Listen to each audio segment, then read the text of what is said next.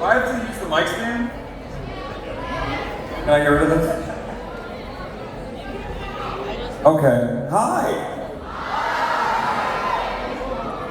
Did you like the show? These stools fucking hurt. You're gonna hate this. Can I get me in here instead of just in the house? Hey, hey, hey, hey, hey, hey, hey, hey, hey, hey, hey, hey, more, just in the house. It's gonna be very hard to answer things in an echo. Hello. Help this man! Thank you. I got you, Moon. Who is in charge? Is it you? Okay, so what's going on? Oh no, I know what the in-ears are. We've got these fucking monitors that we're supposed to. They're not working. What the hell? Hello? I can't hear me in the monitor. Somebody Hey. from this venue, help this man get saddled, please! Alright.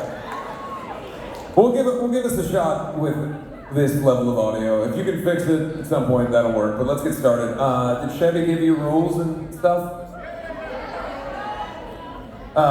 Please, I also encourage to give questions to specific members if you can think of them, so that I don't just talk the whole time.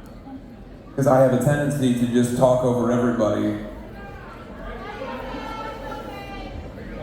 I still can't hear myself. This fucking stuff. Oh, there we go. Hey. Hey, hey, fuck yeah! Who's that guy? Alright, now, does anyone that works for us know what we're doing? Yes? Where the fuck are you? To your left? Hey, we're right here! Front of house. Front of house to the right. Front of house. Alright, alright, first question. We have our first question. Go ahead. So this is a kind of multi-part question. One, did you actually buy a cake and their actual birthday? Because this is my best friend and it is his actual birthday. We did actually buy a cake, I don't know where it is. But, where is it? Well, no, I know where the human is. I wouldn't call him it. Yanni's grabbing the cake. Yanni's got the cake. We'll get the cake to your friend. All right, so we have an actual. So the actual band question is: do you prefer writing lyrics to music or music to lyrics? We always do lyrics to music. The music comes first from these guys, and then I write bullshit over it. That was anti-climactic. Yeah, there you go. Thank you, appreciate it, thank you. Next question. In Restitch These Wounds, you guys turn Mortician's Daughter into this beautiful, haunting instrumental, but the lyrics are so gorgeous. Is there any way that we're ever going to be able to get a version that has both the new, like, violin, gorgeous stuff that Jinx does, but also the amazing lyrics? I have a question for you. Yes. Do you have a computer? Yes. Make that shit. You do it. Put all the work on us. No, thank you, that's very nice. I don't see it happening because we're not going to do a tri-stitch these wounds, but thank you, that's very kind. I did do violin on the original version, so you could always go back and listen to that one, even though it's recorded poorly. Yeah. Same. Yeah. I actually, if you could make that, I would like to hear it. Or you or someone you know has been affected by mesothelioma.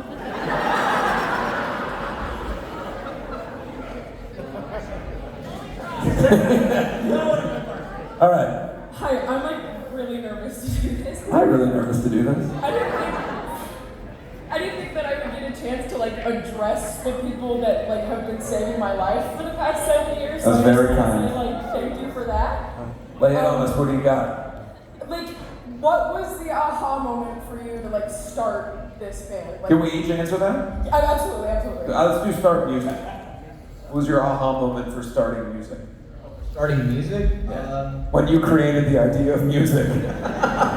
Well, several thousand years ago. Yes. I was born. Let's go that way. Yeah, well, I was born into a musical family, so, you know, and it was just kind of inevitable. I mean, my passion was for, I wanted to be a historian, but that this, like, all right, kind of happened. So here I am, yay! But I love what I do, so love being here every night for you guys. For me, it was seeing the high school marching band in my hometown. Just like the percussive forces, and I'm a band nerd. Props any other marching banders out there. It's still in my heart. I miss drum line and all that stuff. And then, eventually going on to rock and metal and punk and jazz and all that stuff. And then, meeting these fine gentlemen and, traveling the world. And it's an honor to do this, and it's because you guys think it. Yeah, for me, my dream as a kid was to join the Air Force and become a fighter pilot. And I'm glad I didn't do that. Why are you cheering? You didn't have that. I didn't do that. I'm Cheering for ambition. still could. When I was 13 years old, I discovered Metallica. Yeah. That changed everything for me. I was like, I'm going to do that. I'm going to make music and I'm going to tour the world. Yeah. I didn't know Less that. cheers for that than fire pilot. Yeah, that's great. Yeah, I didn't know that about the Air Force thing. That's cool. Yeah.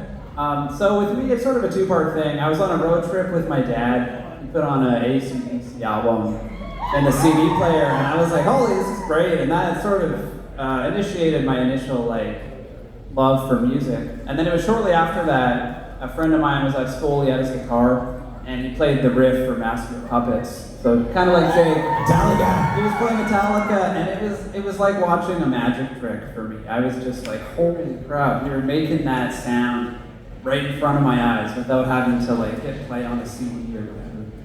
Talking about CDs, showing my age here. But yeah, that's what it was for me. And on your birthday, no less. On my birthday of all days. Had a lot of birthdays this year. For me, similarly, there was a huge level of influence from the music that I grew up listening to. My dad introduced me to a lot of bands when I was a kid, as did my mom. The most important of which was, when I was young especially, was Kiss. I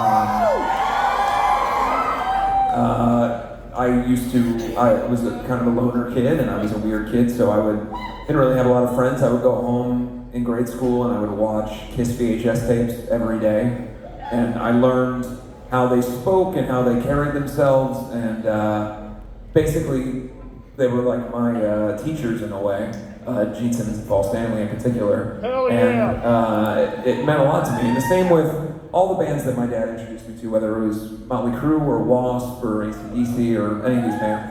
And then also, I was just always around music. My dad was in bands.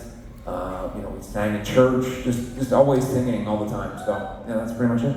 I really love that you say that about the Kiss VHS tapes because of you guys, when I would get bullied really bad throughout all of middle and high school, and I was the weird loner kid, I would go home and every day watch the Knife and Pen music video, That's and awesome. that was what got me through the day, was knowing that I could go home and just keep watching you guys and listening to you guys. That's very cool. Thank you. Thank you.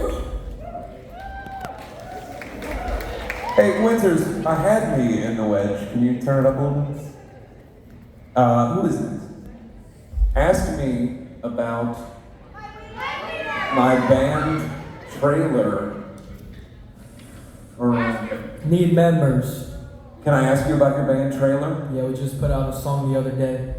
That's about it. And we also need members. Need members. Anybody want to be in a trailer? I grew up in a trailer. Sure, yeah. I'll be here all night.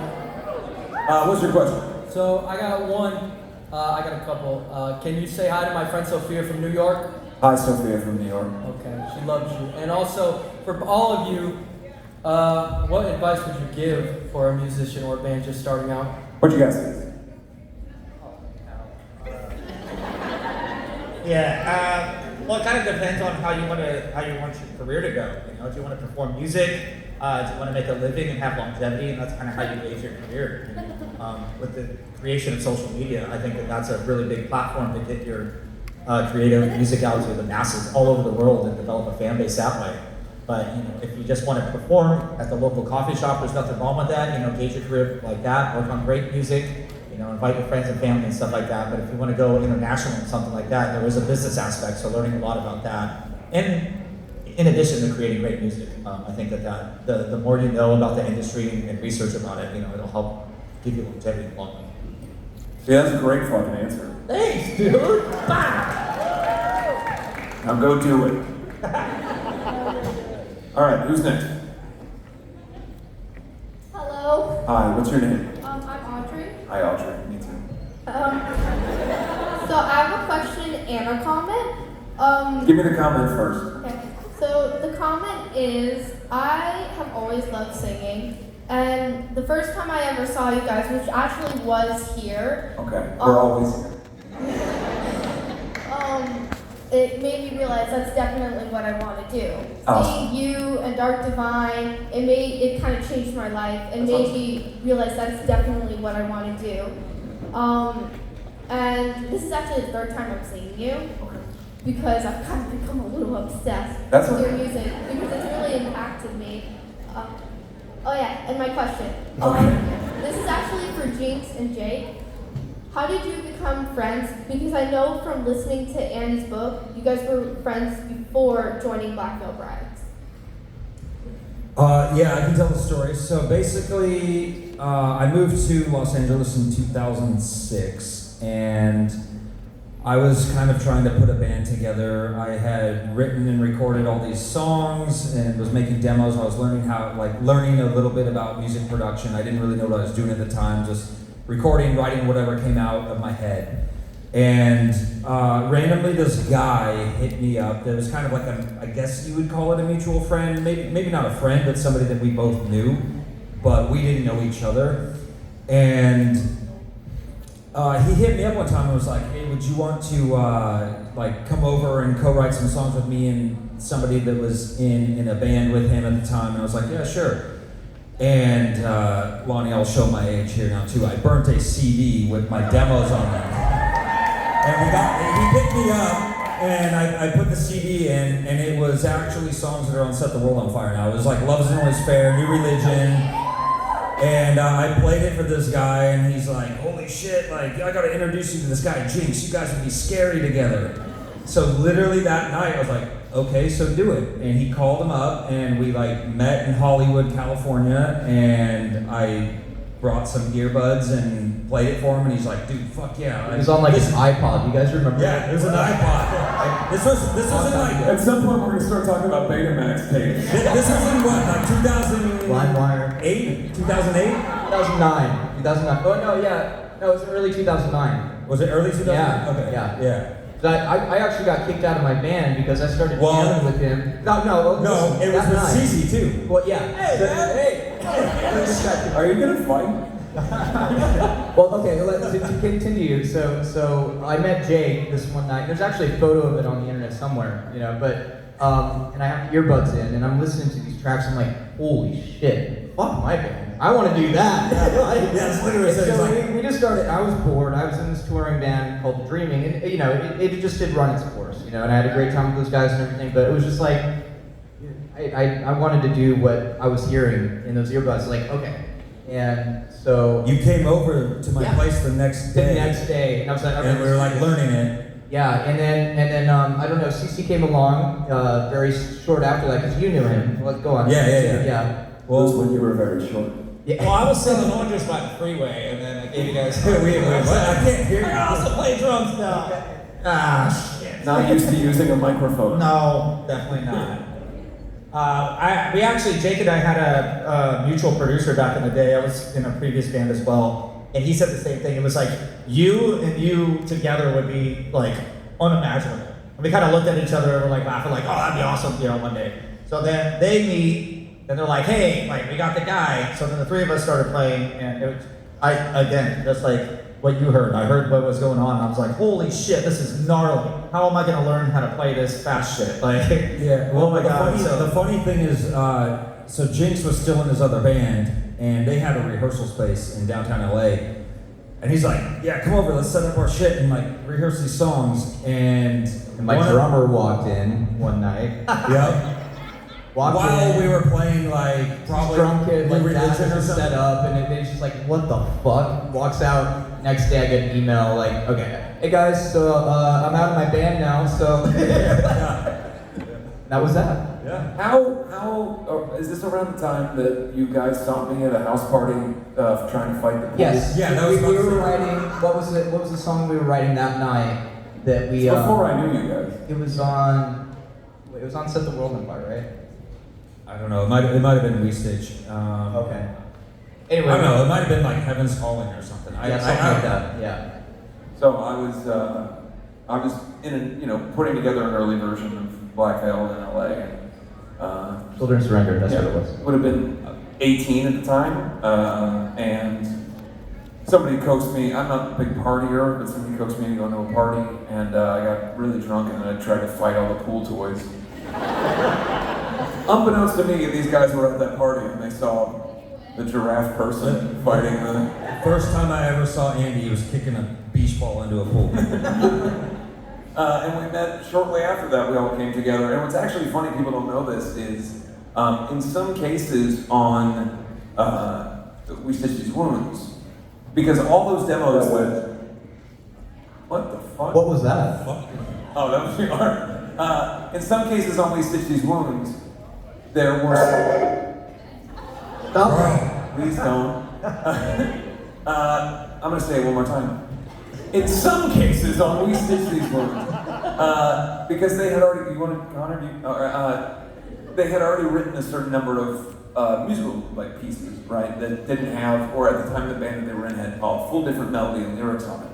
And we found out very quickly once Jake and came into the fold and we were all working together that a lot of the stuff that I had written before we could actually just put on top of their songs. So I think We Stitch These Wounds. We Stitch These Wounds was crazy. And if there's a few where it was literally just a melody I had already written and lyrics, and then we just plopped it on top of their song, and that's what it became. And then in other cases, there were songs. I think the first time I met Jake, he played what ultimately became Ritual for me, and that was one of the first things I heard. So they had built up such a huge amount of musical pieces that really it wasn't until Wretched and Divine that we had to start writing from scratch. Both of those first two records were really riffs that were full, in some cases full compositions that they had already done, that I was just writing lyrics on top of. Next question. When did Lonnie come in? 8 minutes ago. How did I meet him? My appendix ruptured, and it was his fault. No, I did a solo tour, and this is actually a good story. I did a solo tour, and at the time the band was not doing great, and emotionally. And I had done my second solo record, and Lonnie was on the tour, and he told me very early on that he was a big Black Veil fan, so I started kind of picking his brain about what he liked about the band, and I kind of put it in my mind that if it ever came up and we would need to have somebody come in, he seemed like the perfect person, because just so you know, it's not his birthday. It hasn't been his birthday. I've been doing this for a week and a half. Every day I ask the audience to wish him happy birthday. It's escalating more and more. People are leaving comments on all of his social media every day, happy birthday. And he puts up with it with a smile. That's why, because he's a genuinely kind human being and he's extremely talented. Thank you. By the way, tomorrow is going to be his fucking birthday again, in case you're every day. Next question. Our next question. Hi. Hi. My name is Annabeth. Annabeth. I just wanted to say that I have a stuffed animal that's an axolotl, and I named it Lonnie Axolotleton. Yes! Love it. That's very sweet. All right, what's next? Hi, I'm Charlotte, like the spider. Hi, Charlotte, like the spider. First of all, thanks for giving me the opportunity to see you guys again. I haven't seen you since Warped Tour, so Okay. it's not even a thing anymore. It's a long time ago. I have a question about screaming. Do you just one day go, I think I can do that, and just start trying it, or do you try in your car alone first so you don't embarrass yourself, or how does It that was happen? there was 2 records when I was a kid that I used to try to learn the scream thing. My scream doesn't sound anything like these, but it was the Bench Sevenfold Waiting the Fallen record. I was one of the fans of that record here. And I can't, what's the Kill Switch record with the hands where he's holding the Howard record? End of Heartache? End of Heartache. So I would listen to those 2 in my little purple Geo Metro when I was in high school. And there was a Bleeding Through record too that has like just a bloody heart on the cover. I can't remember that, but those were like the records that I would try to learn how to sound like that. Hey, thanks. You guys aren't in line. I don't know what feels unfair. What's next? Alright, hello. My name's Shauna, and hi. I was seeing her Shetty's signing with some of the people in the front, and you were talking about work. I work with really small people at the daycare. We have a lot of kids that are either autistic and sign or are hard of hearing, and it was really special to see like one of my favorite bands even slightly including that for them, because these kids they already like stuff like this. So hopefully when they grow up they'll be able to see that. And I was wondering, would you ever consider, there is in a lot of music videos nowadays, in the corner they have someone interpreting. Yeah. Would you ever consider putting that in your music videos? Sure, I mean, never say never. But I want to say, that's all Chevy, so give it up for Chevy, everybody. And one last thing, back in the day, y'all used to sell like these really chunky like bracelets. Would you ever do that again? Please. You want chunky bracelets?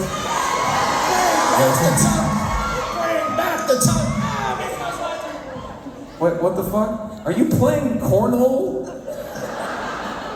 No, I don't have any bags. Push it out here. Show them what you're doing. He's fucking playing cornhole.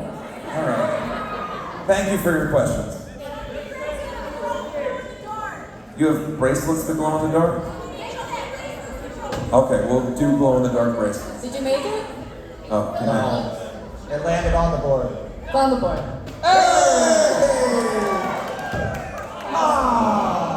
What you got? So I bought the tickets tonight for my daughter for her birthday. Happy birthday. Well, her birthday's in December, but I was gonna ask, can you guys sing happy birthday for her for a present? Happy birthday to you. Happy birthday to you.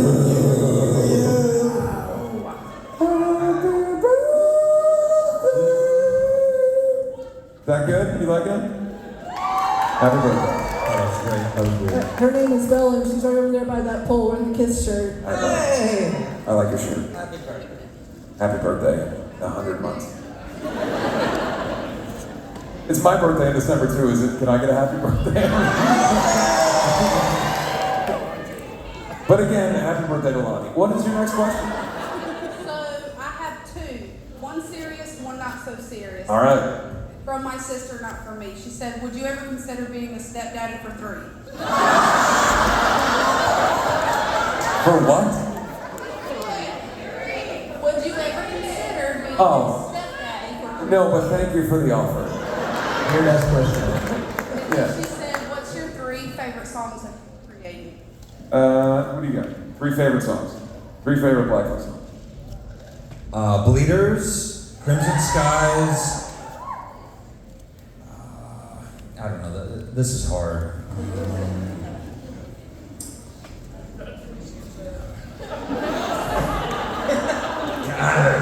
How do I pick 100 songs? Faithless.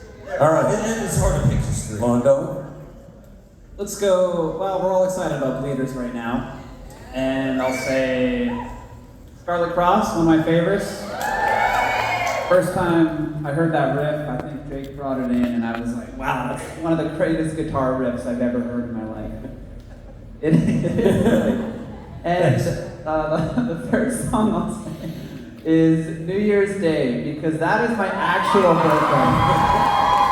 And the crazy thing is, my last name is Eagleton. There's a lyric in that song that says, let the eagle fly.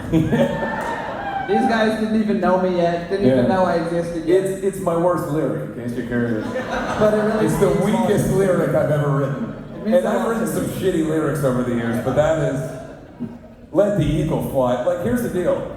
I went, oh, I'll do better than that later. And then the fucking record came out, and I never bothered to do better. It was just still in there. Let the eagle fly. What the fuck does that mean? It was meant Here's how it's worse. The next line is freedom in the night. What does that mean? It's fine if it's patriotic, but no other part of the song is patriotic. It's my one moment. Anyway, all right. What about you, Steve? Crimson Skies, that's a lot of fun to play live. I really enjoyed Blackbird. I was going through a tough time in my life when that song, we were writing that song and it came out. I remember you coming in with the lyrics and I was like, oh, I got like emotional, and so I really resonated with that song. Thanks for writing such great lyrics on that. I like that one. I'll take that one. Yeah, and I like Rebel Love Song, man. That fucking chorus, man. I know we won awards for it and stuff, but when that came out, we were writing it. It got goosebumps. I was so stoked to be a part of the band, and I was like, God, this is fucking us, dude. Fuck yeah! Like, I was so sick. So I'd say those two. I have to say, like, my favorite thing that I've heard so far, maybe because it's just new and it's different, it's something that Jake just created, and I heard you guys haven't heard it yet, but you're going to. Fucking awesome, and I can't wait till Andy sings on it. Yeah. It's probably gonna be the best thing yet. Good. That'll be good. But second to that, Bleeders, dude, like I just love the progression of this band where we've gone, and then third, Crimson Sky, I love playing that one live. These are all like Jake songs too, by the way. He's just like Well, don't worry, buddy. I got you. It's hard to list three. Lost It All would be probably number one.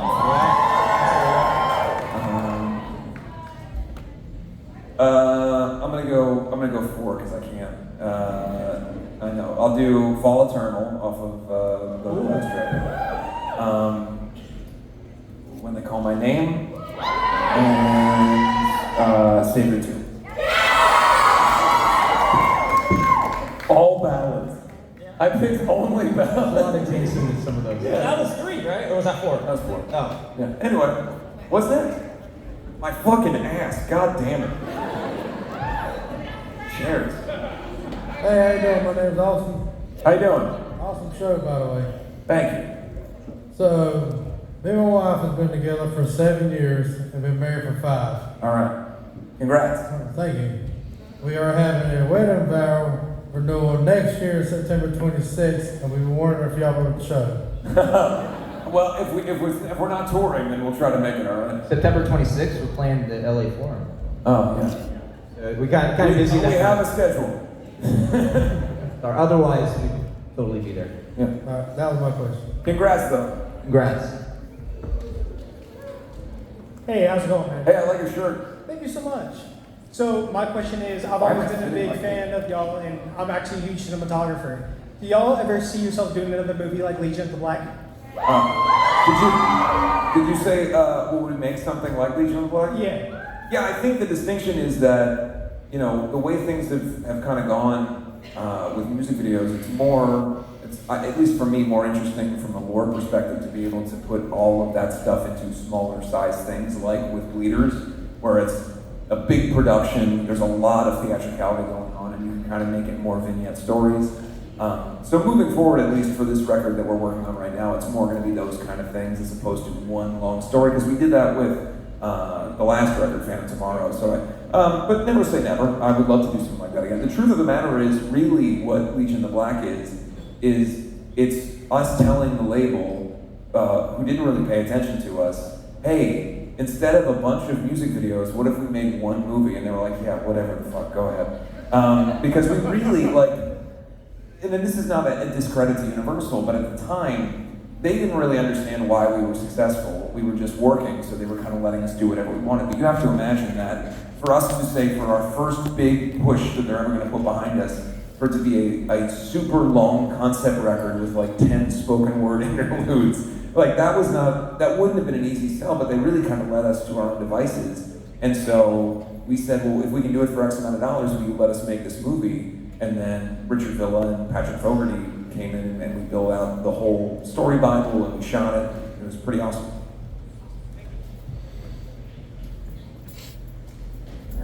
Hi, my name is Nico. Hi, Nico. First off, I just want to know if you can shout out my 2 little sisters that are here tonight. Lizzie and Lily right there by the stairs. I just want to give them a shout out before my enlistment into the Army. Hi, 2 little sisters. Hi, guys. And And my question is, what brings y'all the most comfort when you guys are touring? Like emotional or physical? Emotional. The older I get, the less there's physical comfort.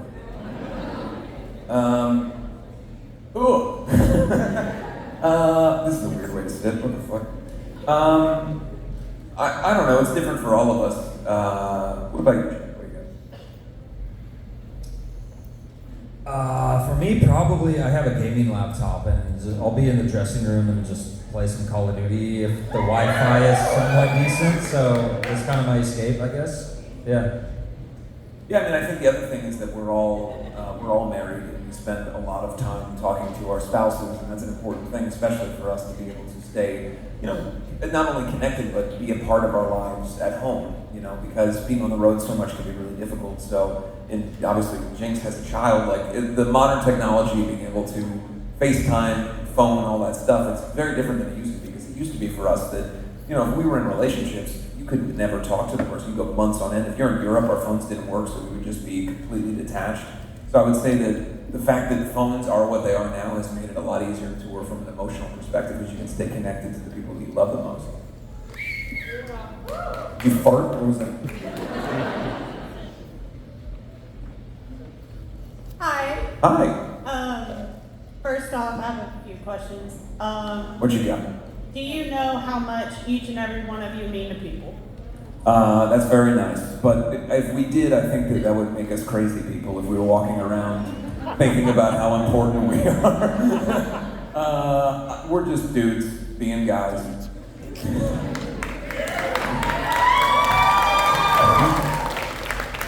Second, do you remember the pink dinosaur from Irving, Texas? What? There was a pink dinosaur. The dinosaur in Irving, Texas. Oh, yeah, of course. Is that you? No, I wish, but. If anybody was at the Falling in Reverse show in Irving, Texas, there was a pink dinosaur man. I loved him dearly. I know. And third, it's for Lonnie. How did it feel to be a fan of the band and then be in the band? It felt great. That's it. That's all you get. I've been to 2 Black Veil shows as a fan prior. One of which, by the way, have you guys ever seen a video of me screaming? You've probably seen a video of me screaming at the audience. There's one where I yell to tell the person if they're so great, why don't they come up on stage and play our instruments for them? And then I jump into the crowd and try to fight this person. Lonnie Eagleton was standing one person behind the person that I was trying to fight at that show. Yeah, you can see me on YouTube if you watch that. It's crazy. That was my first time seeing these guys in Vancouver, and I was like, "Whoa, what a show! This is nuts!" But I love the music. And anyways, yeah, I got to do my first show with them in 2019. So it's been pretty much 5 years now, and it's just been 5 years of great times. Got to travel the world, play so many amazing shows with these guys. And can you believe it's been half a decade that you've been in this band? I know. Crazy. It's awesome. I love it. And Hi, my name's Heather. Hi, Heather. So this is more like a statement.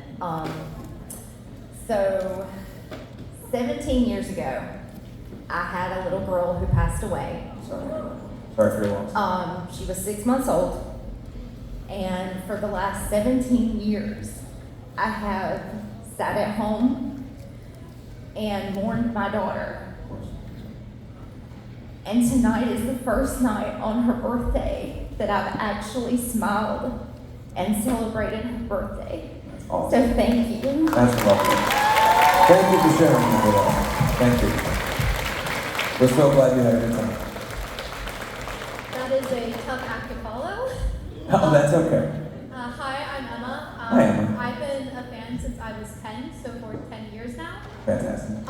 And tonight I brought with me my friend Jamie, who I've been introducing to the metal scene, and this is his first time ever even hearing you guys. Okay. And I just want to know if you guys had any advice for him for getting into the metal scene. Don't listen to us because you'll get a lot of shit talked to you from the internet. Don't ever call us a metal band if you ever don't want bad comments on anything. Okay. And I have a follow-up. Secretly listen to us like other people do. Thank you. And I have a follow-up comment that I just think is funny because you were mentioning New Year's Day. I started a tradition where I would play New Year's Day. Oh, do you do the countdown? Yeah, the countdown so that it said on New Year's Day as the clock turned to midnight. And the first time I did that was 2020, so thank you for bringing me COVID. Okay. Yeah! That was us. Hi guys, my name's Hi. Brennan. Hi. Good to see you guys. I think this is the 4th time I've seen you guys. Excellent, thank you. Over a very long lifespan of, let's see, I started listening to you guys in 2009. Wow. Because I remember seeing the Knives and Pence video pop up on YouTube suggestions back when that was a new thing. Yeah. It's funny, like the other guy was talking about earlier, about listening to bands and learning how to scream, because you, just like Avenged Sevenfold and Bullet for My Valentine and many other bands, were that band for me. Yeah. It was very interesting for me, and just to learn as I, like you said, you just kind of feel it and you just, it's part of the moment. Sure. I'm kind of rambling, my bad. That's okay. I'm very thankful my parents were very supportive of the imagery. My dad very much welcomed me with open arms with the imagery, because he very much loved Kiss and Motley Crue and was the outcast of his day. Yeah. So it was nice for him to give me also this support. Yeah. But serious question. Okay. I believe, I think you may have mentioned probably in interviews about like talking about when you guys wanted to do Restitch These Wounds, pulling some of the other things that haven't been released yet. One in particular, I believe you mentioned in your book, was how people released things on the internet that you had no idea about, early unrecorded things like the Gunsling or other We Stitch These Wounds things. Is there any potential that any of those would get a remaster or a... Well, I would say the trouble is I didn't write the Gunsling. Okay. I was, so those songs were primarily written by guys that were in early iterations of the band, and I was maybe like 15 at the time. So I would come in and like, I would say maybe 40% of those I wrote anything on. And to this day, like, I don't know what the fuck that song is about. But I sang it, and then I helped, kind of build it into what it is, the screaming part in there, all that kind of stuff. But I'm not a primary writer on it, and it wasn't really my song. And same goes for, like, Sex in Hollywood. I have no fucking idea what that song is about. But I wrote the chorus melody and some of the lyrics. So it was also, I was in high school, so nobody was keeping track of publishing or any of that. Many, many years ago, one of them approached me and said, "Hey, do you ever want to release these songs? You can pay me $1 billion and release them." And the funniest thing was that I didn't want to do that, so they're not coming out. Yeah, okay, fair enough. Sorry. That's okay. Thank you very much. But I appreciate you asking. And thanks for sticking with us for so long. I do just need to note we have approximately 8 minutes left of our Okay. Q&A. Hi, my name is Jesse, and I know I'm dressed like a normie, but I promise I'm a metalhead. All right. Okay. So something you guys said a second ago kind of interested me about maybe inviting a fan on the stage to play your instrument. Is that a real thing that you would let somebody do? We've done it before, but I would say the only issue is now a lot of times, every venue is different, but a lot of times after, do you remember a couple years ago, Randy Blythe ended up being put in prison in Europe for something happening on stage where somebody fell off the stage. So that sort of changed the dynamic from an insurance perspective on what venues really want. If you see there's a lot of people are very serious about crowd surfing and making sure that things are happening in a much more organized way now, and I can understand why. But the only thing that negates that oftentimes is that we're told these things can't be done, but we've done it in the past. Thank you. Hi, I'm Alec. Hi. I was wondering if y'all would ever bring could whiskey back into the 70s? Absolutely. We actually talked about that for this run, but we didn't get it together. That's one that we definitely will play again at some point. She's like, ah, hell. That song's the reason why I started to have to warm up before playing live. I used to just go right on stage, like, all right, let's just go play it. It's that song on the Avenged tour. Where I was like, I gotta start warming up. There's no way I could just go out. It was like 3 in a row. What was it? Who released the Love Doesn't Know It's Fair. Yeah, we had that in there. yeah. It was just that's a fucking killer. There was no way. That whole album. That's insane. Hi, my name is Rhiannon. Hi, Rhiannon. Hi. I was wondering if you could convince Joe Flanders to continue Average Joe, and if so, would you guys be in it? Yeah, I mean, Joe is a school teacher now, so he's got a full-time gig. He teaches film to students. So that sort of gets in the way of him being able to make a silly internet show with us. But we've talked about it before, and I think that Joe and I would love to do something with it and bring it back in some way. So if that happens, we will obviously ask everyone here to come be on the show and, you know, do their characters like Pake Jits and Seth. I actually Clarence. changed my middle name to Clarence. Clarence, Yeah, and then so- what was your name? Remember my name. I was just a violin guy. Violin guy. Yeah, violin guy. And then Lonnie would have to be on it for the first time.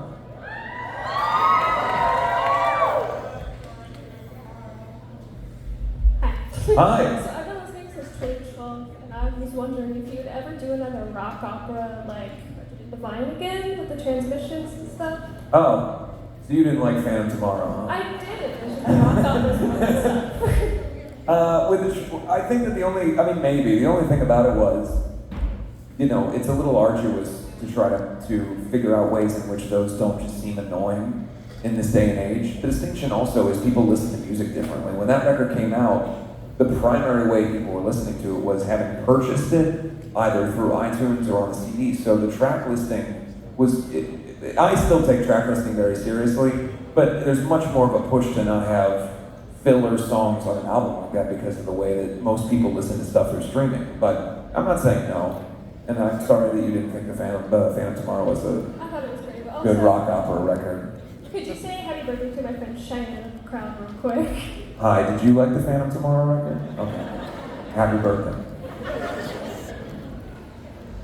Hi, my name is Rosalind. Hi. So this is technically my first show. I have 2 questions. What you got?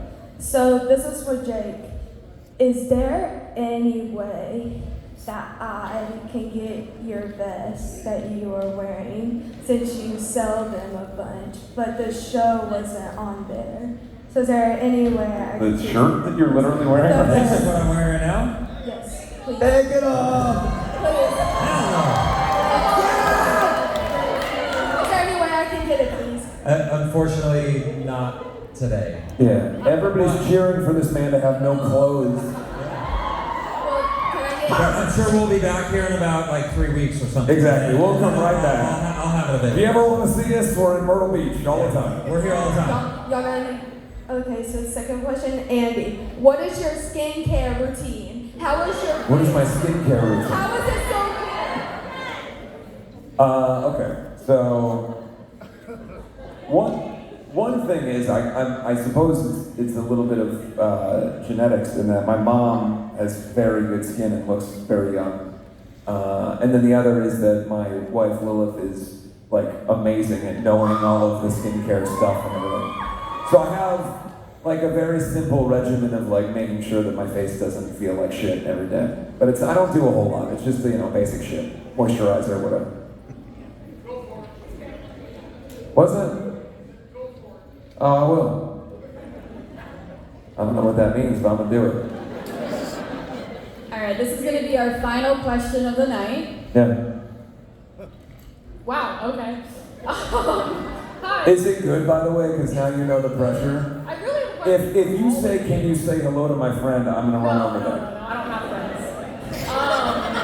So this is kind of a long-winded one. Yes. How do you balance burnout when making your own passion your career? I love that. Can we each answer that? Oh, all of you. Yeah, fantastic. Long dog, you want to start it? if I'm like at home working on music, I try to limit it to specific hours, which happens to be when my wife is at work. So I just treat it like a 9 to 5. And then whenever she gets home from her office job, I just clock out and I do my best to tune it out completely. Otherwise, I would probably never stop. Yeah, I mean, for me, like, I kind of go through periods where when I like get home from tour, I'll take a few days and just kind of like do nothing. And I very quickly get really bored of that because I always have to be working on something, learning something, working on new music. So I very quickly, like, if I spend like a day or two just like watching Netflix and watching movies, hanging out, like, I get, like, I gotta be doing something. So I don't know, I guess I'm like a workaholic and I just always need to be doing something. But being at home with my wife and my pets and everything, I think I probably spend like half of my day just squishing my pets and cuddling them, and I love that. So I would say that just my wife and my pets at home and being around family, that's kind of like what keeps me going. Yeah, that's like Jake saying. I get off tour, spending time with my wife. We have 5 cats, and there's always they keep us busy. But there's always something in the back of my mind where I'll hear something or have an idea, or be like, oh, I should sample this for a drum solo on the next tour or something like that. But I definitely make it an effort to separate work from just home life, and I think that's very important. Even though there's always like the work in the back of my mind, and now I have like a massive drum room that I can practice in and just be nuts in, so that's like gonna actually amplify my practice time and stuff like that. So yeah, just paying attention to the people that you care most about. I've got a 3-year-old at home, and he keeps me extremely busy, and he's fucking awesome. And I spend as much time with him as possible when I'm home. And but as soon as he goes to bed, then I've got a room in the house, and I get ideas in my head. I create. I always have my studio. Even when I'm on tour, I've got bunk studio set up. I've got my fucking insane. It's insane. But I have ideas that come in my head all hours of every day, and it's like as long as I space out time to create, then I'm like, I always feel like I accomplished something. But it's really important for me, and I think for all of us, to have that family time and that separation of like, okay, like what's really important in life is togetherness and family, and yeah. So and then that way, it's like I feel like I can have that space in my brain to do what I do, what I also really enjoy, which is making music with my brothers. I wish that I could answer your question with anything that gave you any hope for being able to do it, but unfortunately, I do not know how to turn off, and my wife and I are both that exact same personality type. So we work on our career 17 to 20 hours a day, every single day together. So that's the real benefit, is that I found a person that loves doing this as much as I do. So if I'm not waxing poetic about something that has to do with Black Veil, then she's telling me something Lodestar related, and we're coming up with ideas for each other. So I know that that's a really specific thing, but I think it's about, finding, like Jinx said, like a balance with your family. For me, I just happen to be with somebody who is as much a crazy person as me. So we spend all of our time, and what if we built this thing, or what if this costume looked like this, or whatever. Like, that's our whole day. And for me, the reality is, I wake up and the first thing that I want to do is figure out what is going to happen with the band. I'm on a call or dealing with something related to the band.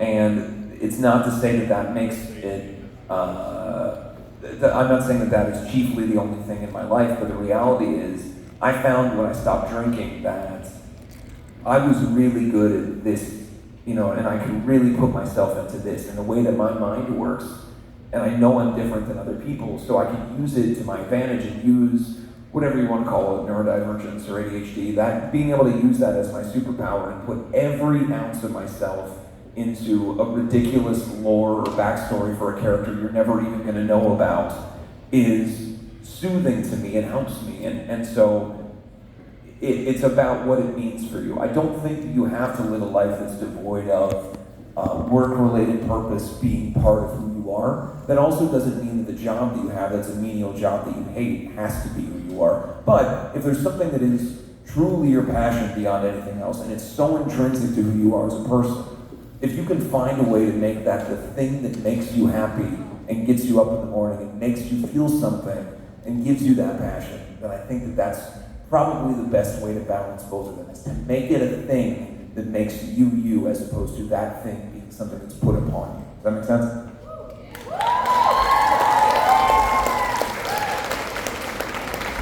All right. That's going to conclude our Q&A. Thank you Thanks, everybody for everybody. all your questions. Appreciate it. Thanks, guys. Friday the 13th. No. Dream Warriors, the Nightmare on Elm Street. What's happening? Happy Gilmore. Happy Gilmore. Yeah, Happy Gilmore. Oh, horror. Still Happy Gilmore. Thank you so much, everybody. Drive safe tonight. We appreciate you coming. Thank you.